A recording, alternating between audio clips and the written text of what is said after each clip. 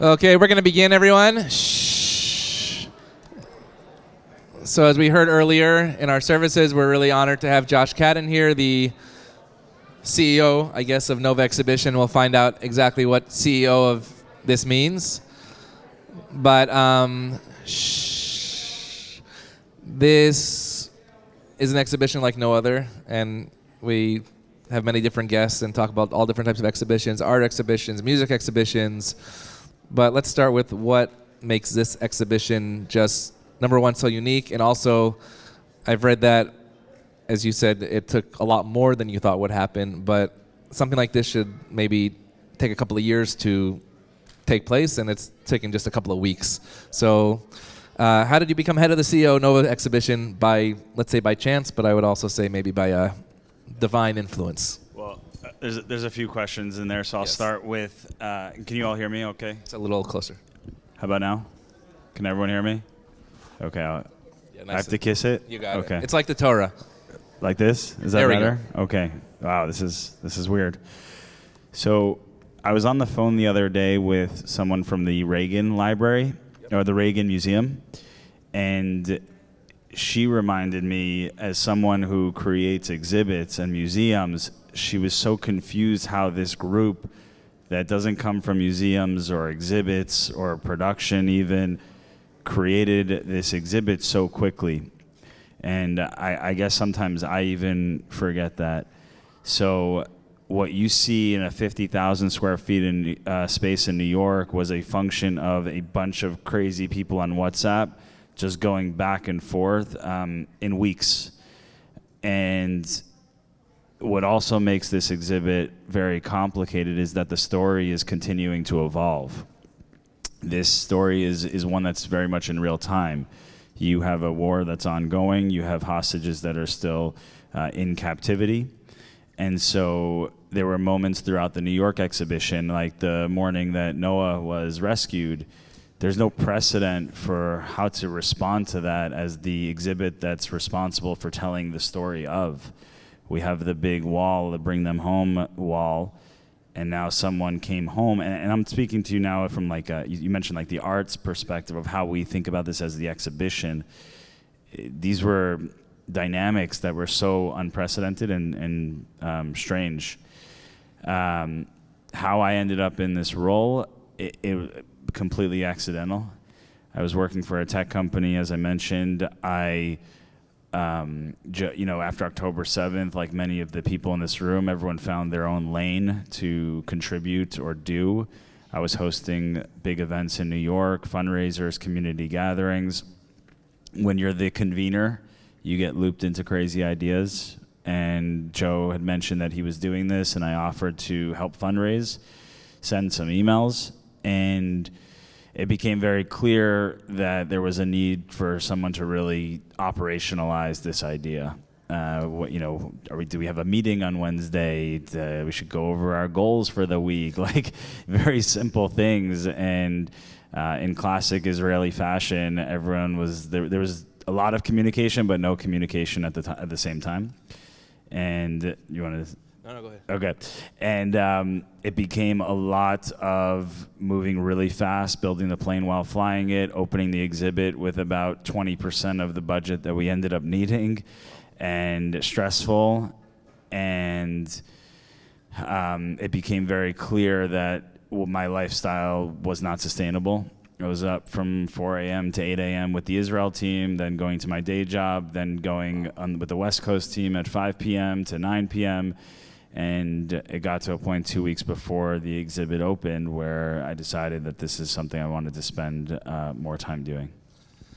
And so what I've been told, and I'm obviously going to see on Tuesday, I and many others here have been to the Nova site in Kibbutz Re'im, but you were able to literally bring artifacts, I believe even such as cars, like you see in the Tekuma wall, where if you haven't been, Tekuma is basically this memorial, if you wish, a lot of the cars, even some of the Hamas vehicles that they used to kidnap the people. How were you able to actually get those, bring them in? What was that process? So I just want to talk a little bit about the site versus the exhibit. Yeah, exactly. So I was at the site in December, and it's awful. It's a field with all of these, and many of you have probably been. But how many have been to the actual Nova site? So just a couple. Nice. So you see this field, and if you haven't been, you've probably seen pictures. But now it's become a little bit of a memorial, pictures of faces and beautiful faces and candles. But a lot of it is left to the imagination of what that day must have been like. The difference between the site and the exhibit is there is no room for imagination. It is a deep, detailed walkthrough of the moments leading up to 6:29 a.m. and the moments thereafter. I do want to highlight, because as everyone takes that big gasp, like, can I even handle it? Right. It's a lot, but it is very core to the Nova community to tell a story that ends with light.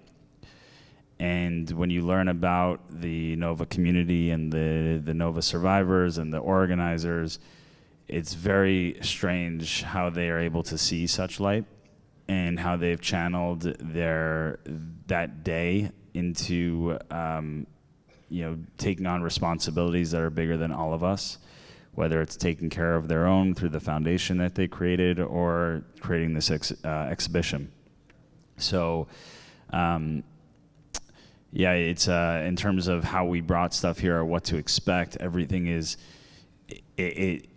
original and authentic. When you walk through, from the backgammon boards on the grounds, the tents, the package of cigarettes, everything were collected from the grounds, and it's layered on with testimonials and videos that were created by Hamas.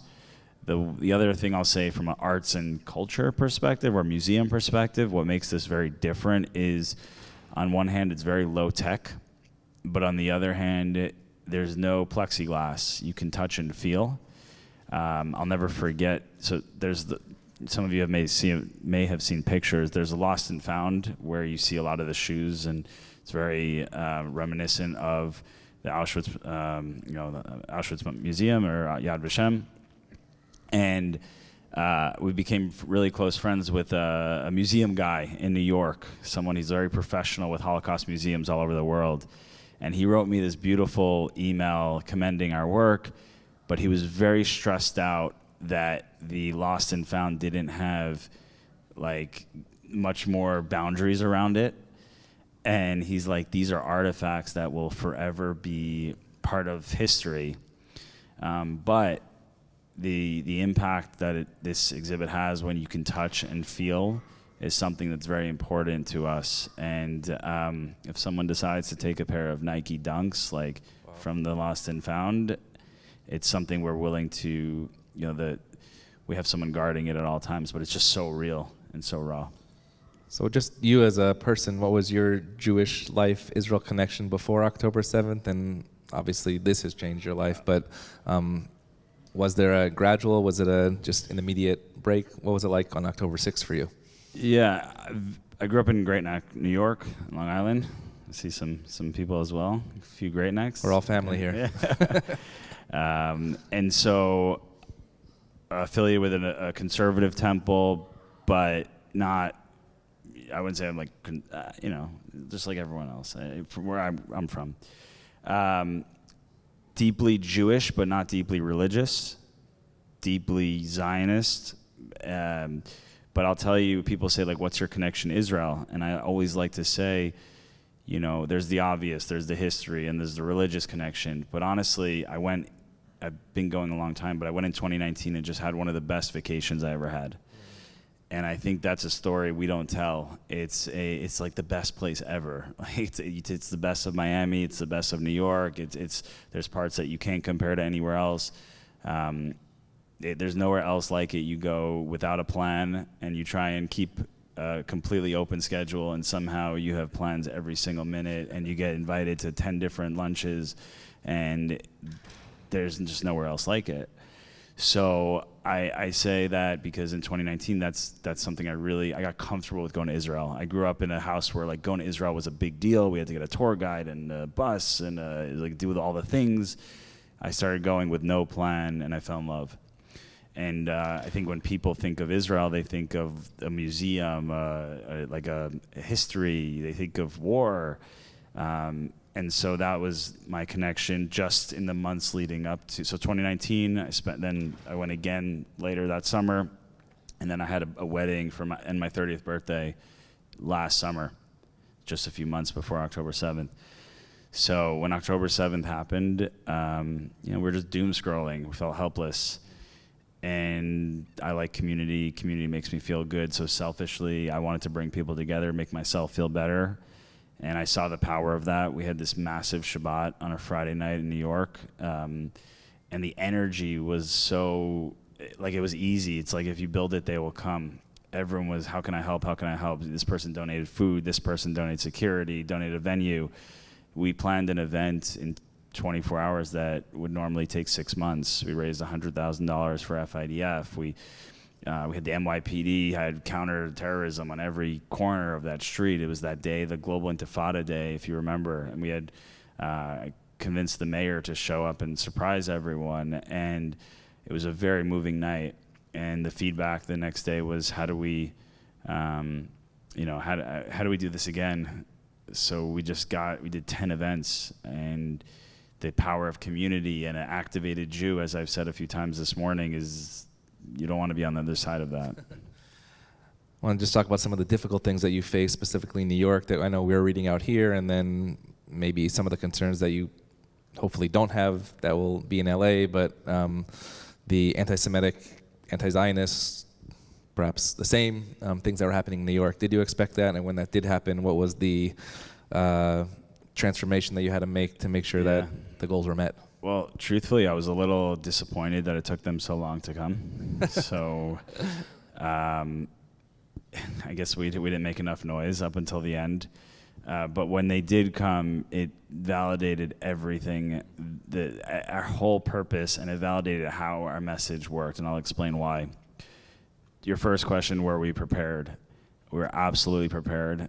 As someone who is responsible for the project, as someone who is responsible for fundraising, as responsible for the budget, I hated seeing the security bill every week. We spent about $140,000 a week in security, 16 armed, 8 unarmed in New York. For a 50,000 square feet, that was a space that was across the street from the New York Stock Exchange. That is a federally guarded building. So you can hear it in my voice. I would argue with my team, do we need this? Do we need this? And it's like insurance. You don't need it until you need it. And so we had about 10 days left in the exhibit, and I walk out of the building, as I did every day, with my backpack on, ready to go home, tired, long, exhausted day. And I see my security guard, Ira, bustling different barricades. And I said, Ira, what's up? He said, they're coming. I said, okay. And I thought it'd be just tens of people. And so you start seeing tens of people coming, and then it was like hundreds. And, you have to understand, I'm in a position of, I'm so, for better or worse, emotionally jaded because of my experience with this project.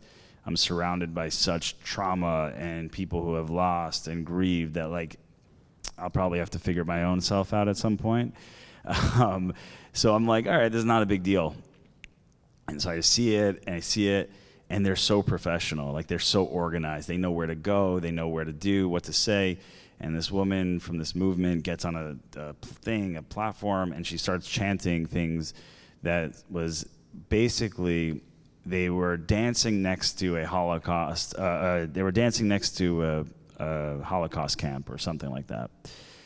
And I couldn't believe it. And then you start seeing like fire and smoke, and like, this is insane. And it was, I stand on the side of the steps, and my instinct, as most 31-year-olds, is I have to film this.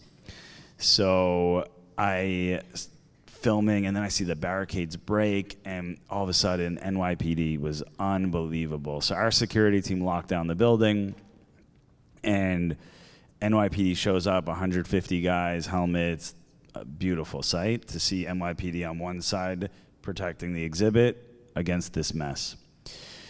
And that night, as I said, I didn't really understand what I was looking at, and I get back in bed, and I'm scrolling through the videos, and I'm like, holy shit, this is crazy.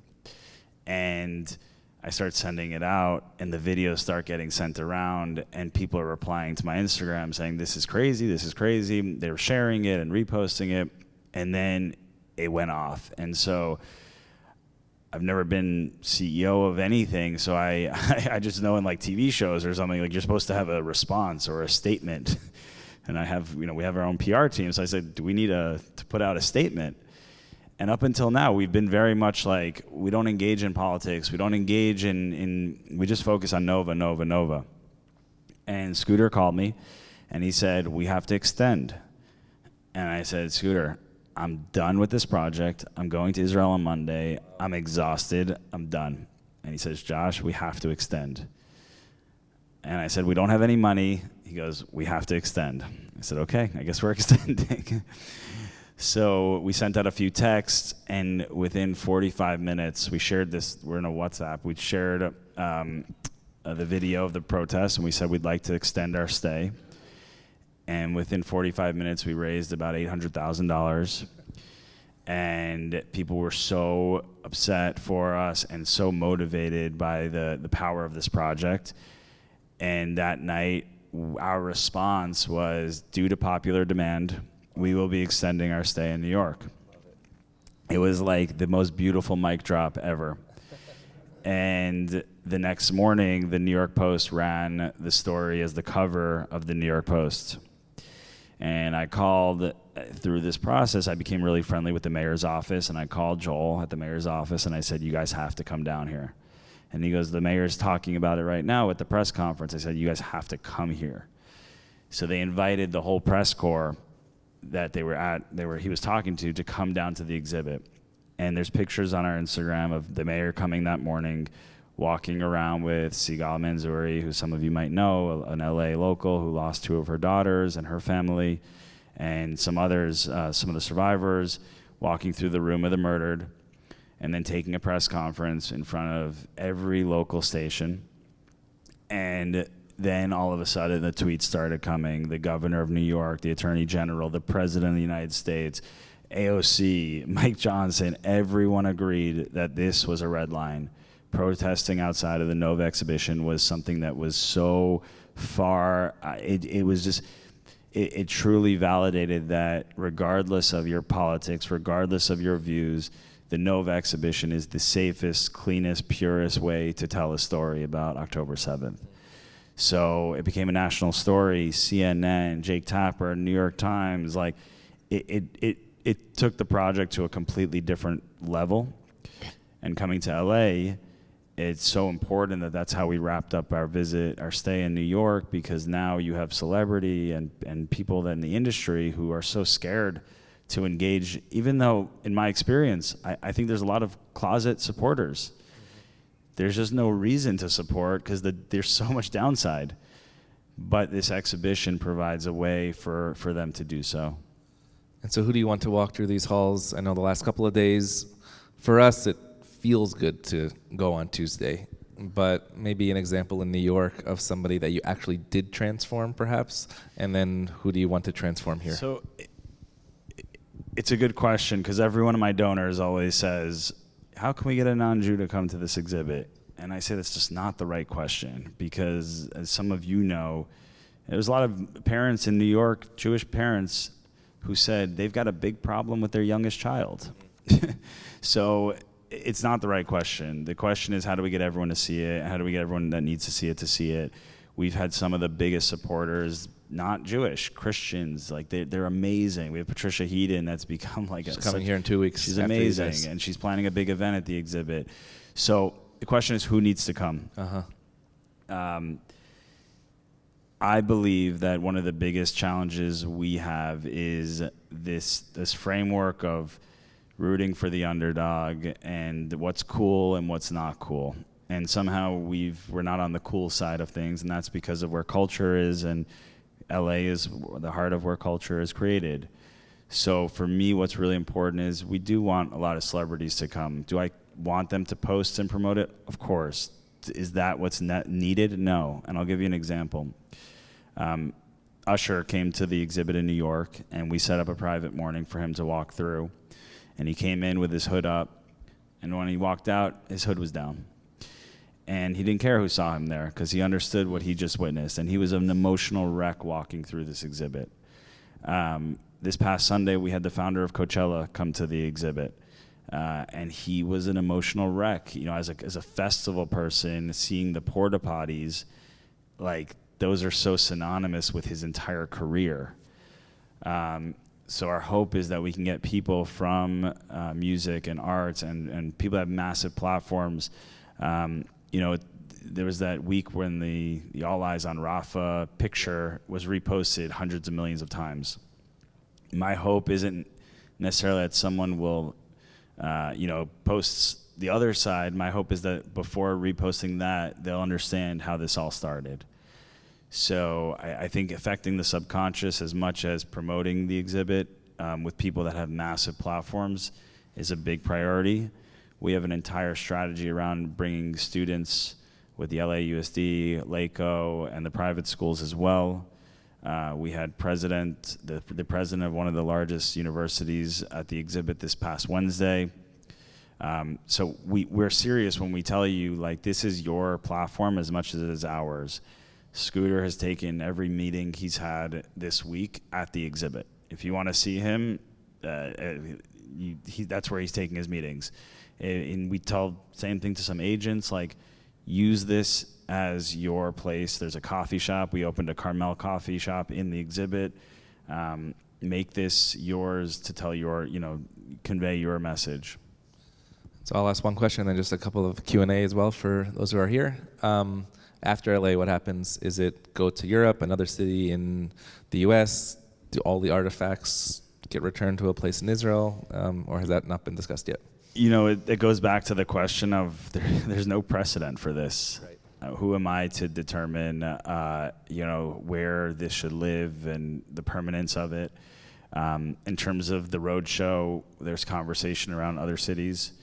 But it's a major, major effort. You know, we've raised, New York was $6.5 million. LA is on target for closer to $7 million. It's a lot. And so figuring out what does a sustainable version of this exhibit look like? Is there a permanent home for this in the Grammys Museum? I was talking to Harvey Mason about this past Wednesday. Is there a home for this in the Museum of Tolerance? These are questions we're asking and trying to figure out. Questions? Comments? Yeah, Celia? I did hear that the exhibit is going to Argentina. Is that right? There is a version of it headed to Buenos Aires in a few weeks. That's under you as well? Yeah, but it's a much smaller, it's not the same exhibit. It's a few of the artifacts and the lost and found, one version of the lost and found. Correct. Yes, absolutely. Yeah. It's a much smaller, we're trying to explore ways to create a version of the exhibit that can go to other cities while the main one is in the bigger cities. So getting a lot of asks from Mexico City or Chicago or Nashville. This story needs to be told everywhere, and the story needs to be told faster than the exhibit can move. So we're experimenting with different concepts. In the front. Use the microphone so everybody can hear the question. So what happens when it's smaller if you can also show a video of the bigger ones? When you come to the exhibit, you'll see it's a little bit trickier than a video. It's such an immersive experience, and it's part of the secret sauce of this project because, post October 7th world, I've been close to a lot of projects of people trying to win on social media. And the truth is, in my opinion, I don't think anything works online. I think there's so much overload and so much noise and so much content. It's just flicking videos. But when you dedicate an hour of your life to walk through this exhibit, you are a different person on the other side.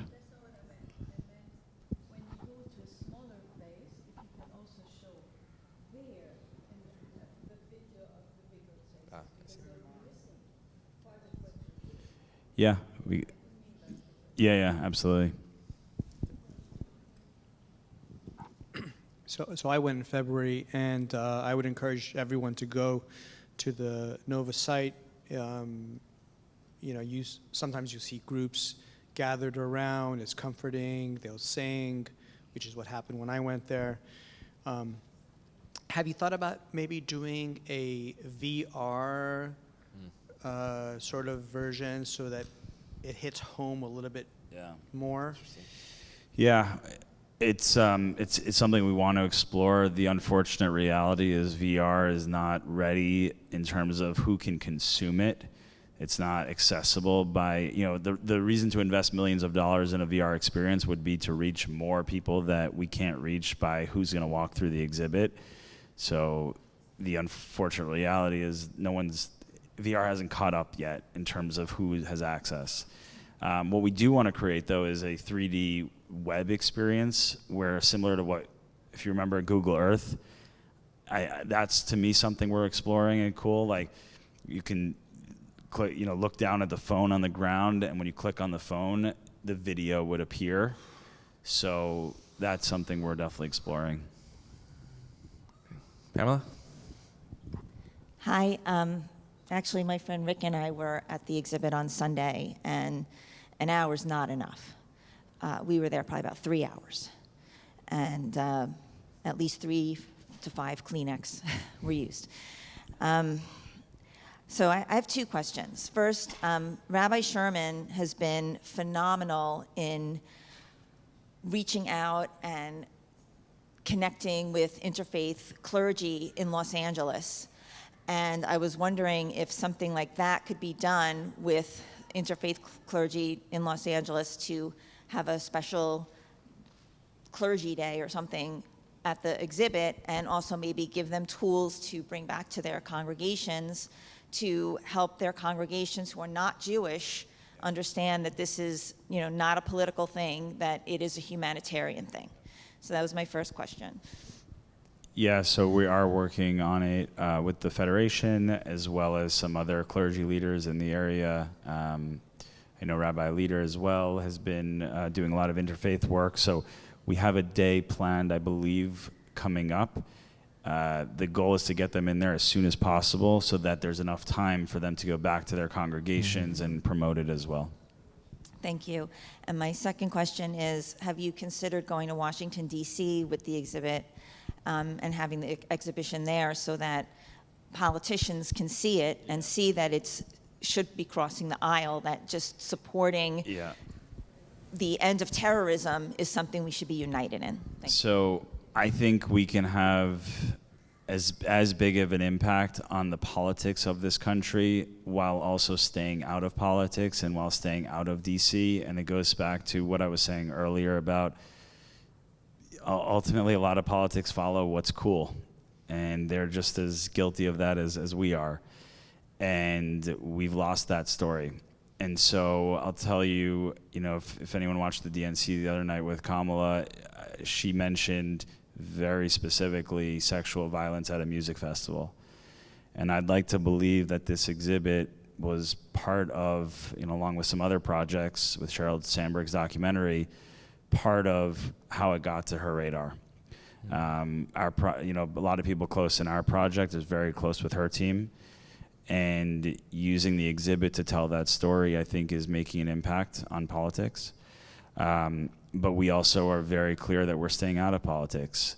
And going into DC, you lose control. We were begged to go to DC in between New York and LA, and we almost did. And I'm so glad we didn't. The worst thing that could have happened is if the speaker gets on a podium outside and says, this happened because of this, side. And the whole project would be ruined. So right now, DC is not on the radar in a new administration. Once the new administration is in place, whoever that might be, maybe it's different. But to go there leading up to the election is just, asking for the project to be ruined. Erwin? We'll take 2 more questions, and then if you have questions after. I have a suggestion, not a question. Always. What you might think about. Federations run missions to Israel. They run missions to Washington. They run missions to Mexico. Every federation in the country can bring a group to Los Angeles. And they can be home the same day. so they can come here, see the exhibition, and be home the same day. Instead of moving the thing, get the people to come. That's what we're absolutely. I love We that. had in New York, we had the Montreal Federation come. So yeah, absolutely. Michael? I'd like to know, since you came from tech, are you going to stay and do more events that not only for Nova but other, like you were saying, growing up in Great Neck, you were, I'm going to ad lib, you were checkbox Jewish, but now you're pot committed Jewish. Yeah. What are you going to do after this? It's a great question. I've been fortunate enough along this journey to meet with some of the most special, gracious, generous, successful people in the world. And unfortunately, when I sit across from the table of someone who's willing to write a very large check to this project in a matter of 10 minutes, it makes me say, well, how do I get on the other side of that table to enable projects like this one day?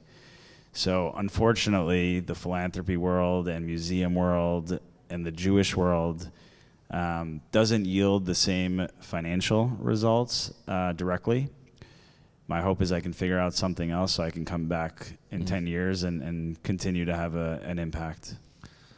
So I want to thank Josh Kadden, CEO of the Nova Festival Exhibition, at 31 years old, to take this on, not just for yourself, not just for Great Neck, not just for New York, but literally, and not just the Jewish community, but the entire world, to do it in, like you said, an unprecedented time.